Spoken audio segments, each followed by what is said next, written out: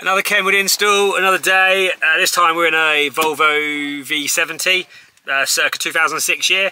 Let's show you what we've done on this one. So this is the Kenwood DMX8021, the latest and greatest model from Kenwood, with its short chassis, so it's basically half depth, which makes our jobs a lot easier. You've got wireless Apple CarPlay as well as wireless Android Auto, DAB radio. DAB radio is picked up via that subtle windscreen aerial that we've mounted over there. We've got the factory steering wheel controls all work. On this car, the factory parking sensors are actually going through the factory radio as well, so we've actually kept them working. But yeah, we've got microphone up by the rear view mirror, nice and subtly installed. The USB is located in here, which is USB-C, which means nice fast charging and latest standard as well.